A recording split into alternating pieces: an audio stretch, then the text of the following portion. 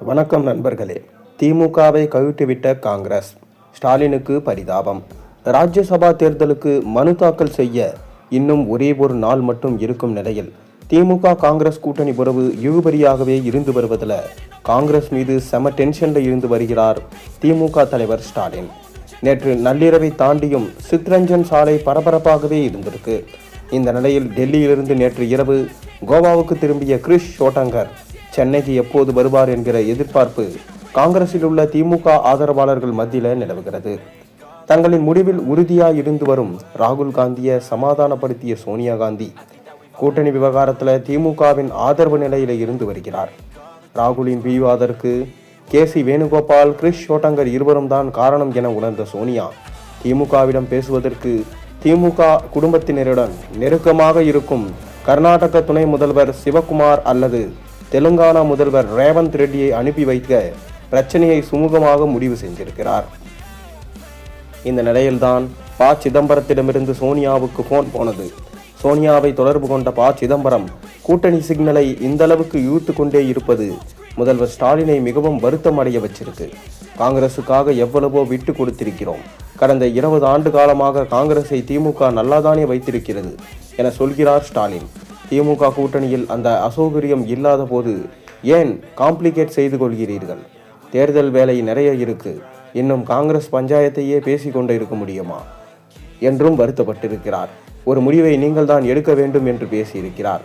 சிதம்பரத்திடம் ஸ்டாலின் வருத்தப்பட்டதை அறிந்த சோனியா, நீங்கள் ஸ்டாலினிடம் பேச்சுவார்த்தை நடத்துங்கள், சிவகுமாரை அனுப்பி சுமூகமாக நினைச்சேன், உங்ககிட்ட ஸ்டாலின் பேசியதினாலே நீங்கள் தொடர்ந்து பேசுங்கள் என கிரிஷ் சிக்னல் கொடுத்திருக்கிறார்.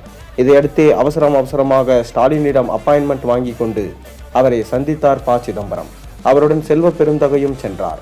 ப. சிதம்பரம் ஸ்டாலினிடம் பேசுவதற்காக செல்கிறார் என்பதை ராகுல் காந்திக்கு தெரிவித்த சோனியா, பேசட்டும், ஆனால் 30+2 வேண்டும், அதை பேசி முடிக்க சொல்லுங்கள், இதை தாண்டி நாம் இறங்கி வர முடியாது, நாம் எதிர்பார்ப்பை திமுக நிறைவேற்றினா கூட்டணியை கண்டினியூ பண்றதில் எனக்கு ஒன்றும் பிரச்சனை இல்லை என்று கட் அண்ட் ரைட்டாக பேசியிருக்கிறார் ராகுல் காந்தி.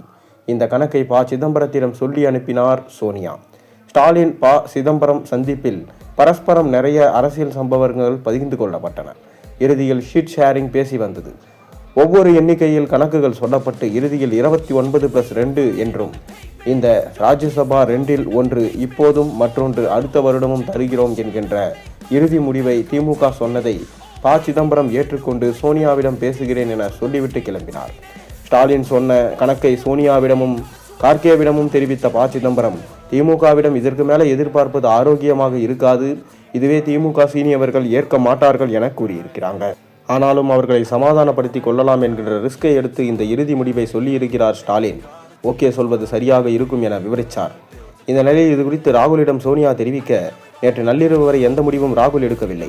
காங்கிரசிடமிருந்து உறுதியான தகவல் வருமா என்றுதான் நேற்று நள்ளிரவு வரை காத்திருந்தார் ஸ்டாலின். ப. சிதம்பரத்தை தொடர்பு கொண்டு பேசினார். அப்போது டெல்லியிலிருந்து தகவல் வந்ததும் உங்களை அழைக்கிறேன், நீங்கள் ரெஸ்ட் எடுங்கள் என்று தெரிவித்தார் ப. சிதம்பரம். அதற்கு பிறகே உறங்கச் சென்றார் ஸ்டாலின். இதற்கிடையே நேற்று இரவு டெல்லியிலிருந்து கோவா திரும்பினார் கிரிஷ் ஷோட்டங்கர். ராகுலிடமிருந்து உத்தரவு வந்தால் சென்னைக்கு உடனே ஃப்ளைட் பிடிக்க தயாராக இருக்கிறார். கிரிஷ் ஷோட்டங்கர் வருவது உறுதியானால் கூட்டணியும் உறுதியாகும் என்று காங்கிரஸ் எம்பிகள் சொல்கிறார்கள்.